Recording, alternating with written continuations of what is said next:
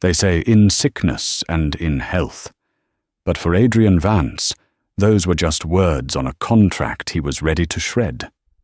While his wife, Eleanor, lay shivering on the floor, coughing until her vision blurred, Adrian wasn't calling an ambulance. He was silencing his phone to listen to the laughter of another woman. He thought Elena was a burden, a fading flower in his perfect garden. He thought he could discard her and replace her with someone younger, brighter, and healthier. But Adrian Vance forgot one thing.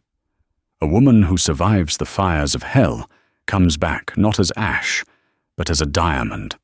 And by the time he realized his mistake, she wasn't just surviving. She was standing next to the one man Adrian feared the most. The grand clock in the hallway of the Vance estate ticked loudly, each second echoing like a hammer against a nail. It was 11:45 p.m. Elena Vance sat at the head of a mahogany dining table that stretched out long enough to seat 20 people. Tonight, it was set for two. 2 crystal wine glasses, 2 bone china plates rimmed with gold, and a centerpiece of white lilies, Adrian's favorite, though he likely wouldn't remember that. The food, a slow-roasted duck prepared by their private chef hours ago, was now cold and congealed under the silver serving dome. Elena shivered, pulling her cashmere shawl tighter around her thin shoulders. The central heating was set to 75 degrees, yet the cold seemed to radiate from her bones outward. Elena looked up. It was Mrs. Higgins, their housekeeper for the last 5 years. The older woman's face was pinched with worry. "Mr. Vance, he hasn't called?" Elena offered a weak, pale smile. "He's busy, Mrs. Higgins. The merger with Oakhaven Tech is in its final stages. He loses track of time." "It is your 5th anniversary, Mrs. Vance," Mrs. Higgins said softly, stepping closer to pour warm tea into Eleanor's empty wine glass. Even a busy man has a calendar. Eleanor didn't reply. She couldn't defend him anymore, not when the evidence was carved into the hollows of her cheeks. 6 months ago, Elena had been diagnosed with a rare autoimmune disorder affecting her blood platelets. It drained her energy, left her bruised at the slightest touch, and required aggressive, exhausting treatments. Before the sickness, she had been Adrian's partner in every sense.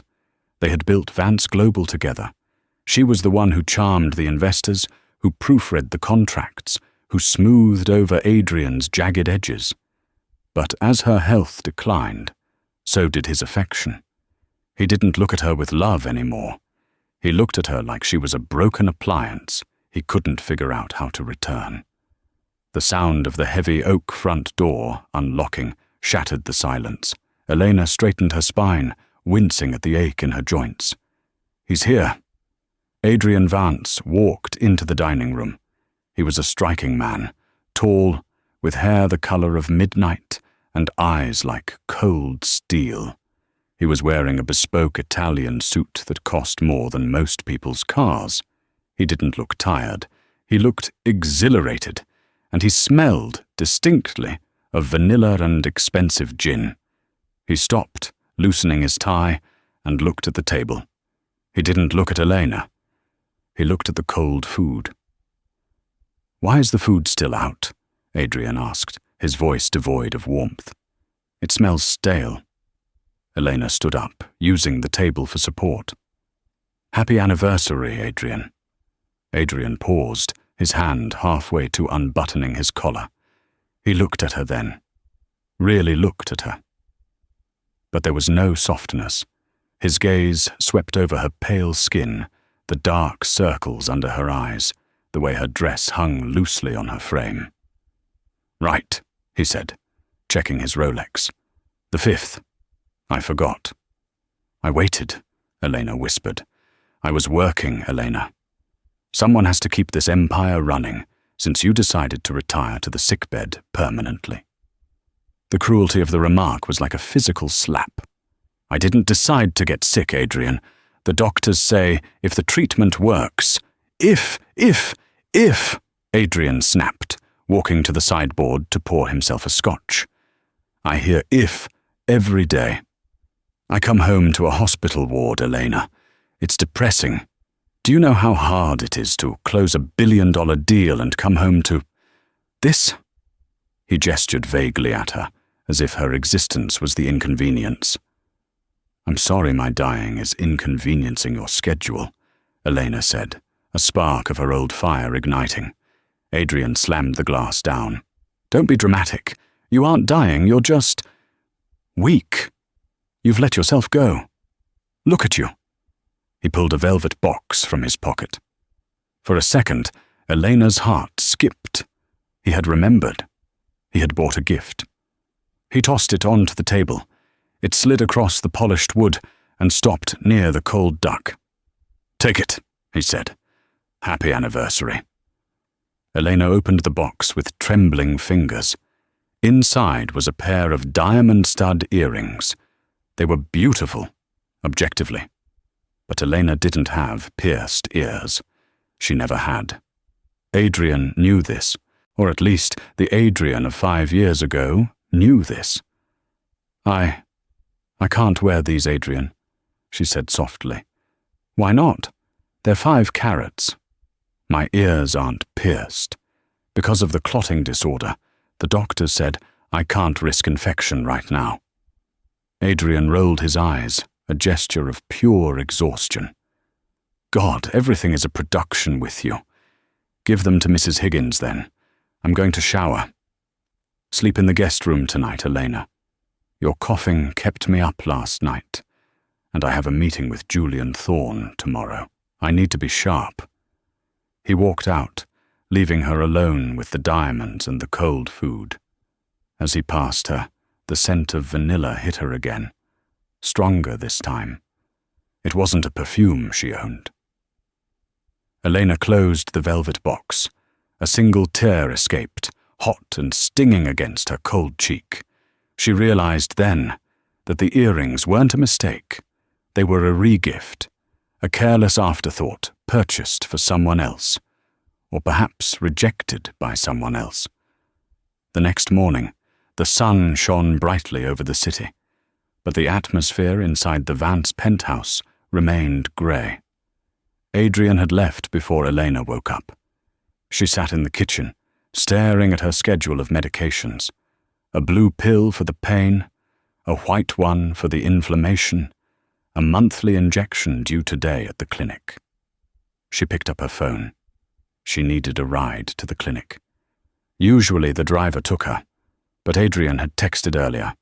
Took the driver. Take an Uber. Elena sighed and opened her banking app to transfer some funds for the ride and the copay. Her breath hitched. The screen flashed red. Access denied. She tried again. Account frozen. Panic, cold and sharp, spiked in her chest. She dialed Adrian. It went straight to voicemail. She dialed his assistant, Jessica. Vance Global, Jessica speaking. Jessica, it's Elena. My card isn't working. I need to get to the clinic. There was an awkward pause on the line. Oh, Mrs. Vance. Mr. Vance gave instructions this morning to restructure the personal accounts. He said spending was getting out of hand and he needed to approve all transactions personally. He cut me off, Elena asked, her voice trembling. Jessica, I need my medication. It costs $4,000 a dose. I can't authorize that, Ma'am. Mr. Vance is in a lunch meeting at Le Jardin. Maybe you can go there and ask him. Le Jardin, the most exclusive French restaurant in the city. It was across town. Elena felt a wave of dizziness. She checked her purse. She had $40 in cash, enough for a cab to the restaurant, but not enough to get back. Thank you, Jessica, she whispered, and hung up.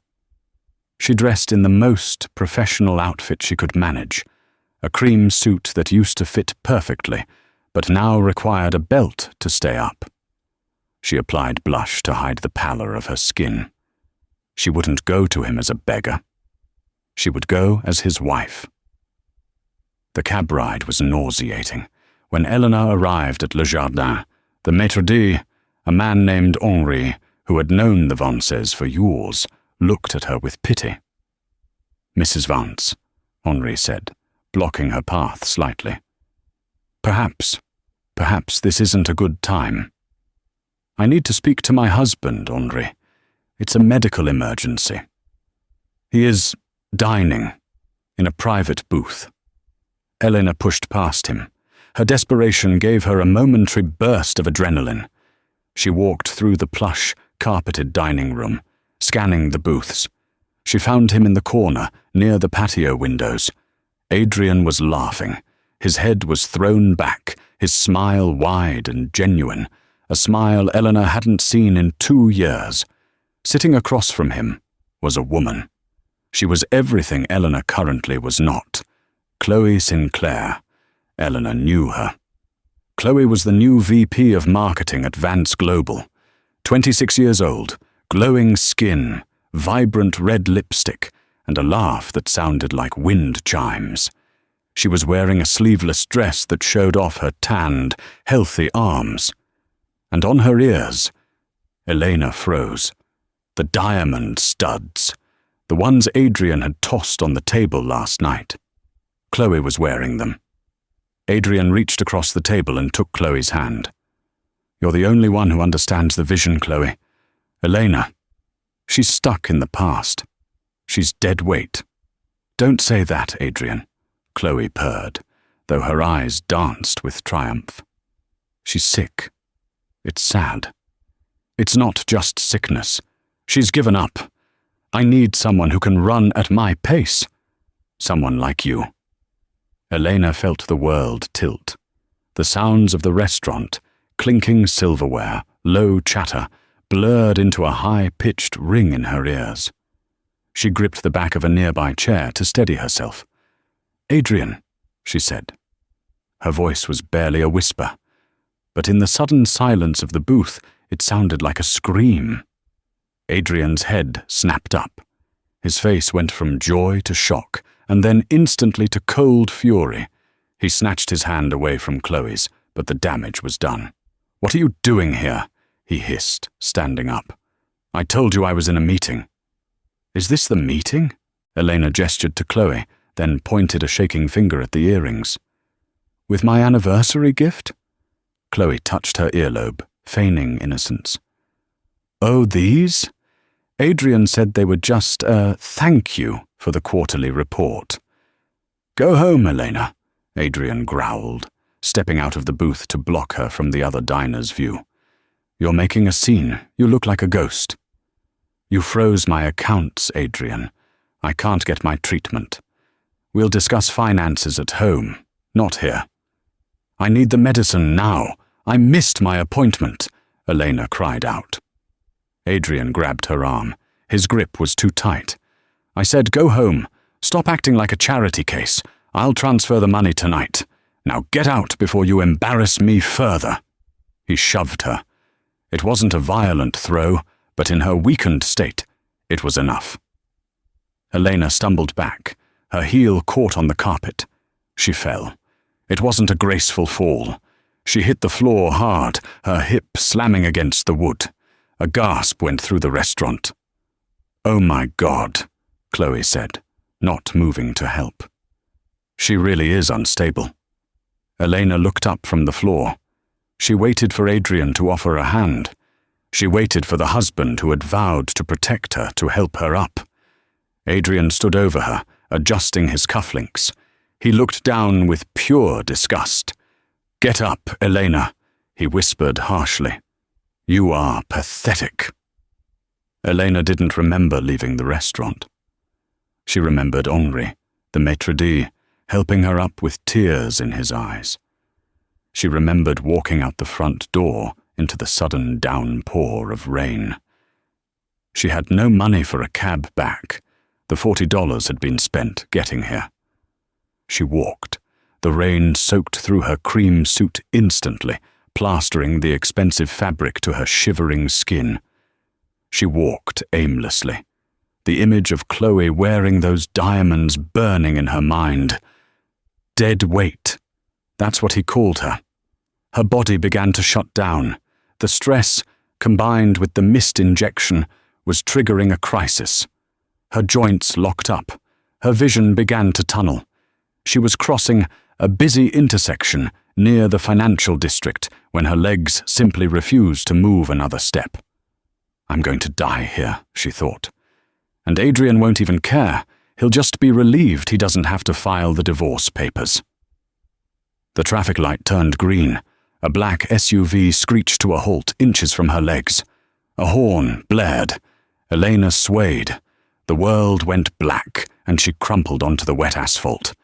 Inside the black SUV, Julian Thorne looked up from his tablet. What happened? Why did we stop? Someone collapsed in the road, sir, his driver said. Looks like a junkie. Julian frowned. He was a man of precision, the CEO of Thorne Enterprises, and Adrian Vance's fiercest rival. He didn't have time for delays. But something about the figure on the ground, the cream suit, the way the dark hair fanned out against the pavement. Wait, Julian said. He opened the door and stepped out into the rain, ignoring his driver's protests. He walked toward the crumpled figure. He knelt down and brushed the wet hair away from the woman's face. His breath caught in his throat. Elena? He hadn't seen her in 3 years. Not since the charity gala where she had outsmarted him on a real estate deal. Back then, she was vibrant, sharp, a force of nature. The woman lying in the mud was a shadow. Her cheekbones were protruding, her skin translucent. She groaned, her eyes fluttering open. She looked at him, but he doubted she recognized him. Adrian, she whispered, delirious. Please. Julian's jaw tightened. He knew the rumors. Everyone in the business world knew Adrian was stepping out with his marketing VP. Everyone knew Adrian was neglecting his wife. But seeing the reality of it, seeing Elena Vance left to die in the street like a stray dog, ignited a fury in Julian that he hadn't felt in decades. He scooped her up in his arms. She felt terrifyingly light, like a bird made of hollow bones. Driver! Julian roared, carrying her toward the car. Call Dr. Aris. Tell him to meet us at my private clinic. Now. But sir, the meeting with the Japanese investors. Cancel it! Julian snapped, sliding into the back seat with Eleanor cradled against his chest. He pulled off his heavy wool coat and wrapped it around her shivering body. Eleanor's head lulled against his shoulder. She was freezing cold. You're safe, Julian whispered into her hair, his voice surprisingly gentle. I've got you. He looked out the window at the rainy skyline of the city Adrian Vance thought he owned. Julian pulled out his phone and sent a text to his head of security. Find out everything about Adrian Vance's finances, and find out exactly what he's been doing while his wife was dying. I want to bury him. As the car sped away, Elena fell into a deep unconsciousness, leaving her old life on the wet pavement behind her. The first thing Elena felt was warmth. It wasn't the stifling, dry heat of the Vance estate's central heating, but a gentle, enveloping warmth, like sunlight trapped in a blanket. She blinked her eyes open. The ceiling above her was high and painted with a soft fresco of clouds, nothing like the stark white minimalism Adrian preferred. The steady, rhythmic beep, beep, beep of a heart monitor told her she wasn't in heaven, but she wasn't in a standard hospital room either. She's awake. A deep voice rumbled from the corner of the room. Elena turned her head. Sitting in a leather armchair, reading a file with reading glasses perched on his nose, was Julian Thorne. Panic spiked in her chest. She tried to sit up, but a gentle hand pushed her back down. A doctor she didn't recognize was standing by the bed. Easy, Mrs. Vance, the doctor said. I'm Dr. Aris. You've been unconscious for 3 days. Your platelet count was critically low. You were in septic shock. 3 days? Elena looked at Julian. Why am I here? Julian closed the file and took off his glasses. He looked tired, his shirt sleeves rolled up, revealing forearms that looked like they actually did manual labor, unlike Adrian's manicured limbs. Because the hospital had a mandatory reporting policy for neglect, Julian said calmly, though his eyes were flinty. And I didn't think you wanted the police knocking on Adrian's door just yet. So, I brought you to my private wing. Adrian. Elena's voice cracked. Does he know? Julian stood up and walked to the bedside. He hesitated, then pulled out his phone. I debated showing you this. Dr. Harris said it might cause stress. But I think you deserve the truth more than you deserve protection. He handed her the phone. It was a screenshot of Chloe Sinclair's Instagram story from yesterday. It showed Adrian and Chloe on a yacht, holding champagne flutes. The caption read, "Celebrating the big merger. Hard work pays off." Power couple. Vance Global. He hasn't called the police, Elena, Julian said softly. He hasn't called the hospitals. As far as I can tell, he told his staff you went to visit your sister in Vermont. I don't have a sister, Elena whispered, the phone shaking in her hand. I know. The realization hit her harder than the car could have. Adrian hadn't just ignored her. He had erased her. To him, her absence wasn't a tragedy. It was a convenience. He probably thought she was sulking in a hotel room somewhere. He didn't care enough to check. The tears didn't come. Instead, a cold, hard stone formed in the pit of her stomach. It was the death of hope, and strangely, it was liberating. Why are you helping me, Julian? She asked, her voice gaining a fraction of strength. You hate Adrian. You've been trying to buy him out for a decade. I do hate him, Julian admitted, a dark smirk playing on his lips. But I have never hated you. In fact, I've admired you. 5 years ago, the Valkyrie deal, the one where Vance Global acquired those shipping lanes in the Pacific? Yes, Elena nodded. I negotiated that. I know. Adrian took the credit, but I read the contract language. It had your syntax. It was brilliant. Adrian is a hammer. You were the scalpel. Seeing a scalpel left to rust in the rain offends me. Julian leaned in, his gaze intense. I didn't save you because you're a damsel in distress, Elena. I saved you because you are the smartest person Adrian Vance ever had, and he was too stupid to keep you alive. Get better. And then, let's make him regret the day he was born. For the next week, the dynamic in the Thorne estate was unlike anything Eleanor had ever known. At home, she was a burden. Here, she was a guest of honor. Julian's staff treated her with reverence. Dr. Harris visited 3 times a day, administering a new experimental treatment for her autoimmune condition. Treatment Adrian had claimed was too expensive and unproven, but which Julian paid for without blinking. But the most shocking thing was Julian himself. He didn't treat her like a porcelain doll. He treated her like a partner. In the evenings, he would bring his laptop to her room. Look at this, he'd say, showing her a spreadsheet of a failing subsidiary. Adrian is trying to offload this to Shell Corp. What am I missing? Elena, propped up on pillows, would squint at the numbers. He's hiding the debt in the pension fund. Look at line 45. If you buy that, you inherit the liability. Julian would grin, a genuine, boyish grin that made him look 10 years younger. I knew it. You're a genius, Elena. It was a seduction, but not of the body. It was a seduction of the mind. Julian was feeding her confidence, nurturing the part of her that Adrian had starved, her intellect. One rainy afternoon, 2 weeks after the incident, Elena was sitting in the conservatory, watching the rain hit the glass. She was walking now, though slowly. She wore a silk robe Julian had bought for her. Midnight blue, not the beige Adrian always insisted on. Julian walked in. He looked grim. "It's done," he said. "What is?" "I had my legal team serve the papers.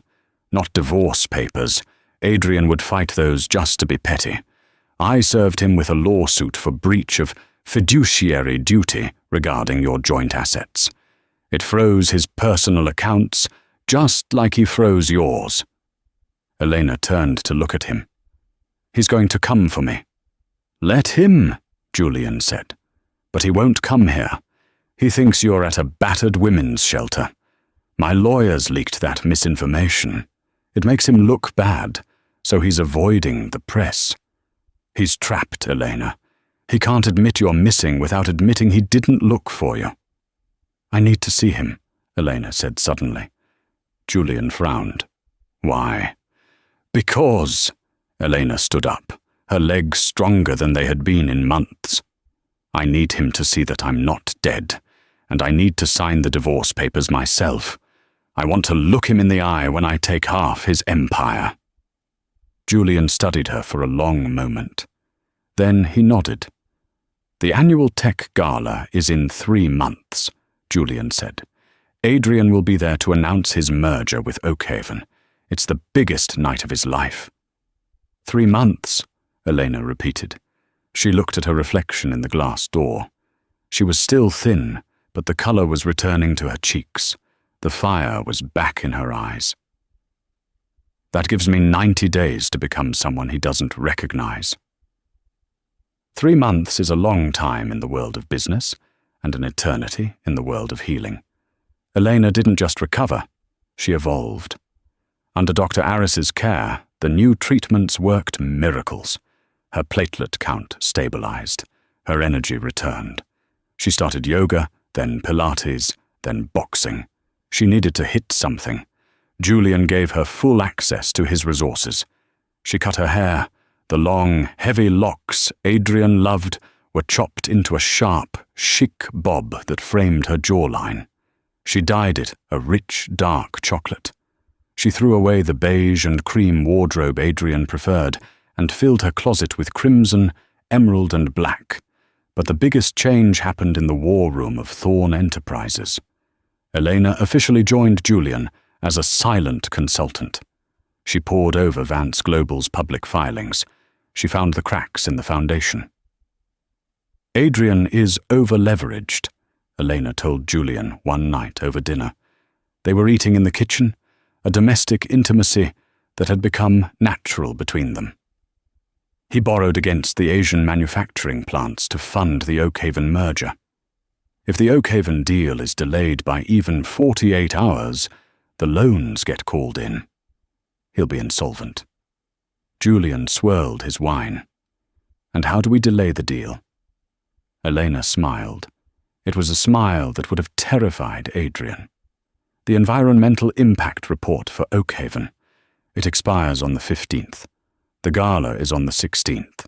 Adrian fired the compliance officer who tracked those dates because he talked too much. Adrian doesn't know the permit is expiring." "So," Julian leaned back, admiration glowing in his eyes. "We just let it expire." "We let him announce the merger on stage," Elena corrected. "And then, right after the applause dies down, you announce that you've bought the debt from the bank that holds the Asian plants." Julian laughed softly. "You are ruthless, Elena." "I learned from the worst," she replied. As the gala approached, the tension in the city was palpable. Rumors were swirling about Adrian Vance. His perfect relationship with Chloe was showing cracks. Without Elena to manage his life, Adrian looked disheveled in paparazzi photos. Chloe was bored by the boardroom and spent his money faster than he could make it. The night of the gala arrived. It was held at the Metropolitan Opera House. The red carpet was swarming with reporters. Adrian Vance arrived in a limousine. He stepped out, forcing a smile. He looked thinner, his eyes darting around nervously. Chloe hung on his arm, wearing a dress that was too loud and too revealing for a corporate event. She was checking her reflection in her phone, ignoring the press questions. "Mr. Vance! Mr. Vance! Where is your wife?" a reporter shouted. "Elena is still recovering in the countryside," Adrian lied smoothly, though sweat beaded on his forehead. "She sends her love." Inside the ballroom, the elite of the business world gathered. Adrian worked the room, but he was sweating. He needed this merger to close tonight. Suddenly, the room went quiet. The heavy double doors at the top of the grand staircase swung open. Julian Thorne stepped in. He looked impeccable in a tuxedo, radiating power and calm. But no one was looking at Julian. They were looking at the woman on his arm. She wore a gown of liquid gold that clung to every curve of her healthy, strong body. Her back was bare, her skin glowing. Her dark hair was sharp, her lips painted a deep blood red. She wore no jewelry except for a pair of vintage emerald earrings that matched her eyes. She didn't look like a victim. She looked like a queen. Adrian froze mid-sentence. He dropped his champagne glass. It shattered on the marble floor, but he didn't hear it. "Who is that?" Chloe asked, squinting. "Is that a model?"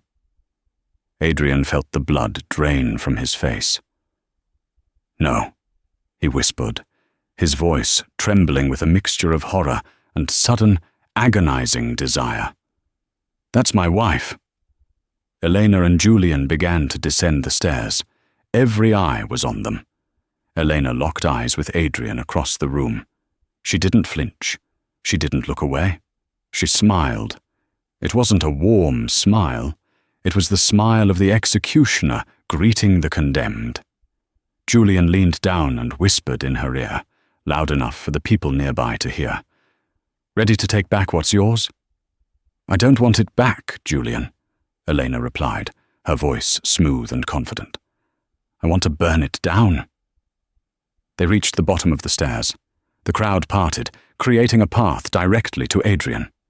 Adrian took a step forward, his mind reeling. "Elena, you look alive?" Elena finished for him. She stopped 2 feet away from him. The scent of her expensive perfume, sandalwood and jasmine, Julian's favorite, wafted over him, replacing the cloying smell of vanilla he used to like. "You're supposed to be in Vermont," Adrian stammered. "And you're supposed to be a faithful husband," Elena said, her voice carrying through the silent room. "We both seem to be full of surprises." "Elena, baby." Adrian tried to touch her arm, his charm reflex kicking in. "We need to talk. You look incredible. Let's go home." Chloe stepped forward, looking insecure and angry. "Excuse me? Who do you think you are?" Elena turned her gaze to Chloe. She looked at the mistress with not anger, but pity. "I'm the woman who built the throne you're trying to sit on," Elena said calmly. "And I'm the woman who is about to kick the legs out from under it." She turned back to Adrian. "Enjoy your speech, Adrian. I'll be listening very closely." She took Julian's arm, and they walked past him, leaving Adrian Vance standing in the shattered glass of his own champagne, while the whispers of the crowd turned into a roar. The ballroom was buzzing with whispers, a hive of bees disturbed by a sudden storm. Adrian Vance wiped his clammy hands on his tuxedo trousers. He needed to regain control of the narrative. He was the CEO. This was his night. He marched to the podium, tapping the microphone. The feedback screech silenced the room. "Ladies and gentlemen," Adrian's voice boomed, though it lacked its usual steady cadence. "Thank you for the dramatic entrance.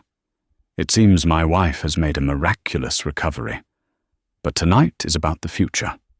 Tonight, I am proud to announce the merger between Vance Global and Oak Haven Tech, creating the largest logistics conglomerate in the hemisphere. Scattered applause. Most people were looking at Julian Thorne, who was calmly sipping a fresh glass of champagne in the front row, with Eleanor seated like a statue beside him. This merger, Adrian continued, talking faster, is secured by our manufacturing assets in Southeast Asia. It is a deal worth $4 billion. Actually, it's worth $0. A voice cut through the air. It wasn't Julian. It was Eleanor. She didn't shout. She simply spoke into the silence, and her voice carried with crystal clarity. She stood up, the gold dress shimmering under the stage lights. "Eleanor, sit down," Adrian hissed, covering the mic. "We'll talk about this later." "No, Adrian, we'll talk about it now." Elena walked toward the stage. She didn't take the stairs. She stood at the base of the platform, looking up at him. "You mentioned the manufacturing assets in Southeast Asia. The ones in Vietnam and Thailand?" "Yes, of course," Adrian laughed nervously, addressing the crowd.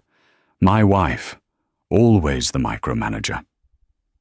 "Those assets were collateral for the loans you took out to pay for this venue, your new yacht, and—" Elena glanced at Chloe, who was shrinking into her chair.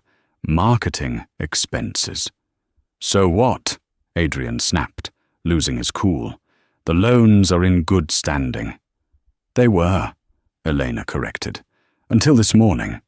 You see, the environmental permits for those factories expired yesterday at midnight. You fired the compliance officer, so no one renewed them. That put the factories in violation of international law, which triggered a default clause in your loan agreement." The room went deadly silent. The investors in the room knew exactly what that meant. "The bank put the debt up for auction this morning at 9 a.m., Elena continued, her eyes locking onto his. "And by 9:05 a.m. it was purchased." Adrian gripped the podium. His knuckles were white. "Purchased? By who?" Julian Thorne stood up. He buttoned his jacket slowly, a predator rising from the grass. "By Thorne Enterprises," Julian said, his voice deep and amused. "Which means, Adrian, I now own your factories, and since you defaulted, I'm calling in the debt. Immediately." You can't," Adrian stammered. He looked at the Oakhaven CEO, Mr. Sterling, who was sitting at a VIP table. "Sterling, tell them, the deal is signed." Mr. Sterling stood up, looking furious. "The deal was contingent on those factories being operational, Vance. If you don't own them, you have nothing to sell me. The deal is off." "No!" Adrian screamed, the veneer of the sophisticated CEO shattering completely. "I have the patents. I have the fleet." "Actually," Elena interrupted again, "the patents were registered under the Vance Family Trust. My trust. You transferred them there 3 years ago for tax purposes. Remember? You said I was too stupid to touch them, so they'd be safe." She smiled, a cold, terrifying expression. "I've revoked your license to use them, effective immediately." The crowd gasped. In the span of 3 minutes, Adrian Vance had gone from a billionaire to a man with no assets, massive debt, and no product. Adrian looked around the room. He saw the pity in the eyes of his peers. He saw the flashing cameras capturing his ruin. He looked for Chloe. "Chloe," he shouted, "tell them, we have the marketing strategy." He pointed to the table where Chloe had been sitting. The chair was empty. Chloe Sinclair was already near the exit, her phone pressed to her ear. As she passed a reporter, Adrian heard her say, "I barely know him. I was just an employee. I'm resigning effective immediately. Please, no photos." She didn't even look back. Adrian slumped against the podium. The microphone gave a high-pitched whine, mirroring the ringing in his ears. He looked down at Eleanor. "Why?" he whispered, his voice broken. "I'm your husband." Elena walked up the stairs, her heels clicking on the stage. She stopped inches from him. She reached out and took the microphone from his trembling hand. "You were my husband when I was dying on the bathroom floor," she said into the mic, broadcasting her words to the world. "You were my husband when you stepped over me to go to dinner with your mistress. You were my husband when you froze my bank accounts to save money for your yacht." She leaned in close, her voice dropping to a lethal whisper only he could hear. "Now, you're just a trespasser in my building. Get out." The morning after the gala, the sun rose over the city skyline, casting long, golden shadows against the glass towers of the financial district. But inside the headquarters of Vance Global, the mood was apocalyptic. Adrian Vance had not slept. He had spent the night in a hotel room, not his usual suite at the Ritz-Carlton, but a mid-tier airport hotel near the highway, the only place that would accept a credit card that hadn't yet been flagged by the fraud department. At 8 a.m. sharp, he stood in the lobby of his own building.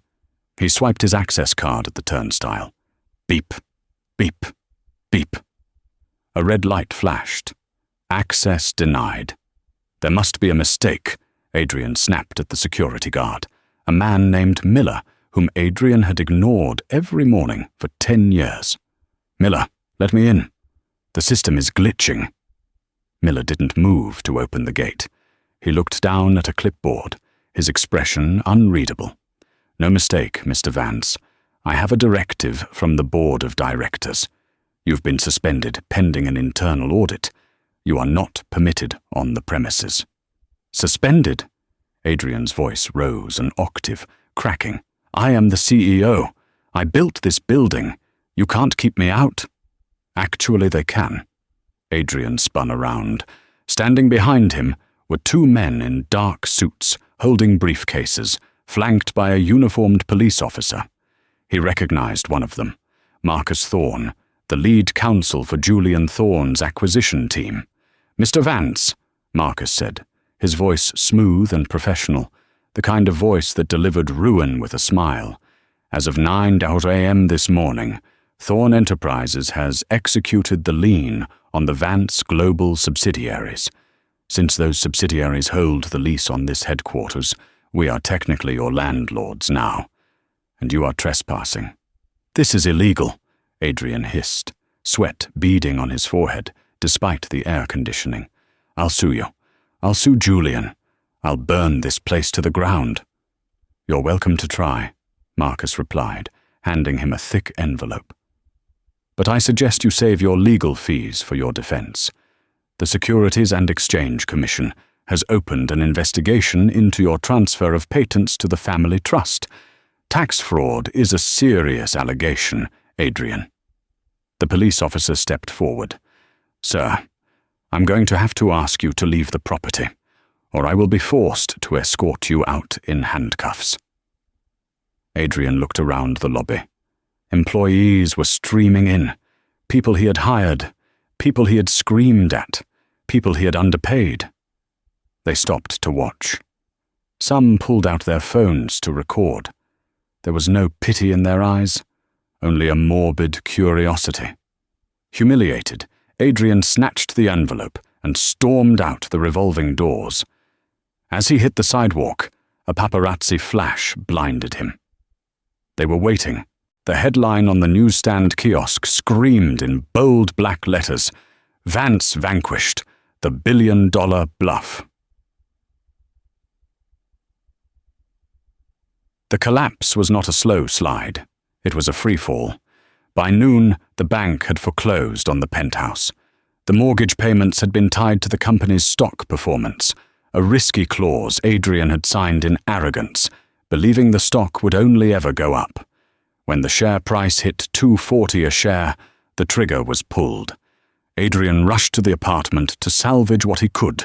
He found the locks already changed. A notice from the city marshal was taped to the mahogany door. He banged on the door until his fists bruised. "Open up! My watches are in there! My safe!" The door opened, but it wasn't a marshal. It was Mrs. Higgins, the housekeeper he had forced Elena to fire months ago because she cost too much. "Mrs. Higgins?" Adrian breathed, relieved. "Thank God, let me in. I need to get the safe." Mrs. Higgins stood in the doorway, blocking his path. She wore a visitor's badge. "I'm afraid I can't do that, Mr. Vance. I'm here assisting the auditors with the inventory. Everything inside is considered a seized asset." "But my clothes, my passport." "The auditors have packed a box of personal essentials for you," she said, pointing to a cardboard box sitting in the hallway. "Toothbrush, 2 suits, some underwear. The rest, the Rolexes, the artwork, the electronics. Stay." Adrian looked at the woman who had served his family for years. "Mrs. Higgins, please. I have nowhere to go. Let me just grab the cash from the safe. I know the code." Mrs. Higgins looked at him, her eyes sad but firm. "Mrs. Vance called me this morning. She offered me a job managing the estate she plans to buy. She asked how you were." "She did?" Adrian felt a spark of hope. Is she worried about me?" "No," Mrs. Higgins said coldly. "She wanted to make sure I locked the service entrance so you couldn't sneak in." She closed the door in his face. The click of the deadbolt echoed like a gunshot. 3 days later, the reality of his new life had set in. Adrian was staying in a motel in Queens, the kind of place where the neon sign buzzed all night, and the sirens never stopped. He had sold his cufflinks to a pawn shop for $400 just to pay for the room and some takeout. He sat on the lumpy mattress, staring at his phone. He had called Chloe Sinclair 47 times. On the 48th attempt, the line connected. "Chloe!" Adrian shouted, gripping the phone. "Chloe, baby, where are you? I've been going out of my mind. We need to leave the city. I have an offshore account in the Caymans. I just need to figure out the password." "Adrian, stop!" Chloe's voice was icy. There was background noise, laughter, music, the clink of silverware. "Where are you?" "I'm in Cabo," she said. "With friends."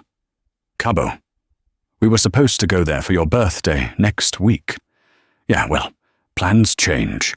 Look, Adrian, my lawyer advised me not to speak to you. You're being investigated for fraud. I can't have that attached to my brand." "Your brand?" Adrian laughed, a manic, hysterical sound. "I bought you that brand. I paid for your apartment. I put you on the cover of Forbes. And now you're a liability," she cut him off. "Oh, and by the way, the earrings, the diamond studs you gave me, I had them appraised. They're lab-grown, cheap, just like you." The line went dead. Adrian stared at the wall. The mold spot on the wallpaper looked like a laughing face. He felt a pain in his chest, a tight, crushing pressure. For the first time, he wasn't faking it. The stress was eating him alive. He realized then that he had no one. He had built a life on transactions, and now that his currency was gone, he was bankrupt in every sense of the word. There was only one person who had ever loved him when he was nothing. One person who had signed the prenup without reading it, because she trusted him. One person who had nursed him through the flu in their first tiny apartment. Elena. The iron gates of the Thorne estate were formidable, towering 12 feet high and topped with gold spikes. It was raining, a cold, biting sleet that heralded the coming winter. Adrian stood by the intercom. He had walked 3 miles from the bus stop because he couldn't afford a cab. His Italian leather shoes were soaked through.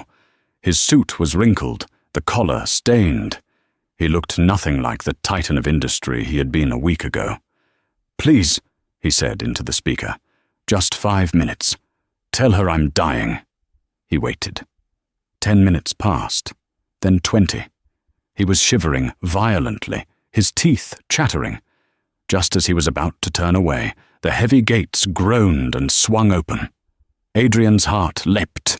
She still cared. She wouldn't let him freeze. He walked up the long gravel driveway. The house was glowing with warmth. Through the bay windows, he could see a fire roaring in the hearth. Elena was standing on the covered porch. She wasn't wearing a hospital gown or a robe. She was dressed in a thick, cream-colored cable-knit sweater and dark jeans, holding a mug of tea. Her hair was shiny, her skin rosy. She looked peaceful.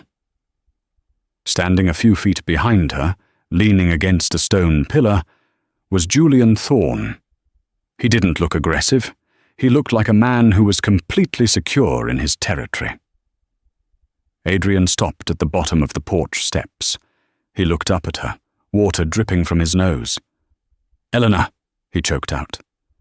"You look terrible, Adrian," she said. Her voice wasn't angry. It was factual. I lost everything," Adrian sobbed, falling to his knees on the wet gravel. It was a calculated move. He knew Elena had a soft heart. "The company, the house, the accounts. I'm sleeping in a motel. I have nothing to eat." Elena took a sip of her tea. "I remember when I couldn't eat because I couldn't afford the nausea medication. Do you remember that, Adrian? You told me to chew on ginger root." "I was stressed. I didn't mean it," Adrian pleaded. "I was trying to save the company for us, for our future." "No," Elena shook her head slowly. "You were saving it for yourself. You erased me, Adrian. You watched me fade away, and you turned up the volume on the TV so you wouldn't hear me coughing. I can change." Adrian crawled up one step. "I see it now. You're the only one who matters. Chloe, she was nothing. A distraction. You're my wife. We swore an oath, in sickness and in health." Julian stepped forward then. He didn't raise his voice, but his presence was like a physical wall. "That oath is a two-way street, Vance. You broke it the minute you let another woman wear her diamonds." Adrian ignored him, focusing his desperate gaze on Eleanor. "Eleanor, please. I have a pain in my chest. I think it's my heart. I need a doctor. I need help. Don't leave me to die like this." Elena looked at him. She saw the fear in his eyes. It was real. He was terrified. Not of losing her, but of being ordinary, of being poor, of being alone. She set her mug down on the railing and walked down the steps until she was standing right in front of him. She smelled of sandalwood and rain. "I won't leave you to die, Adrian," she said softly. Adrian let out a breath of relief. "Thank you." "Oh, thank you. I knew you still loved me." "I didn't say that," Elena corrected him.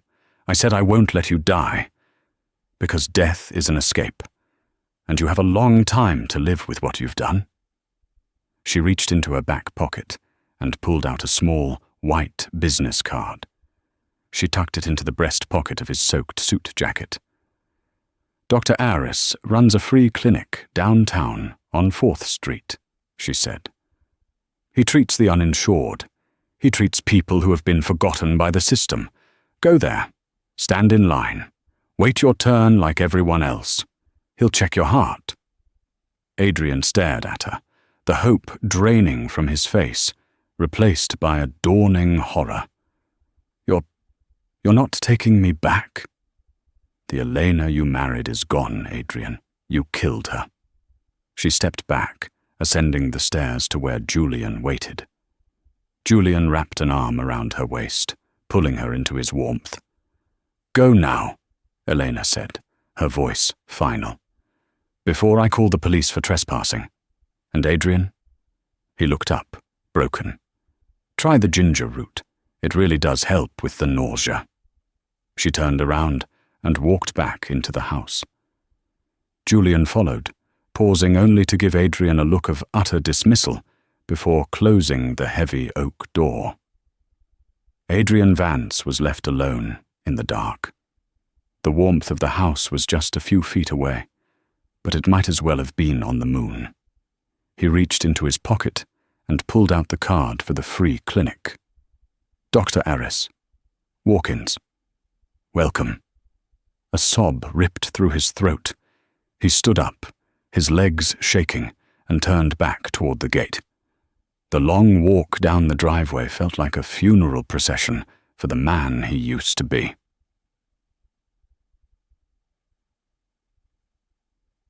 Inside the house, the silence was comfortable. Elena sat on the sofa, tucking her legs under her. Julian sat beside her, adding a log to the fire. "Are you okay?" he asked quietly. Elena watched the flames dance. She thought about the man in the rain.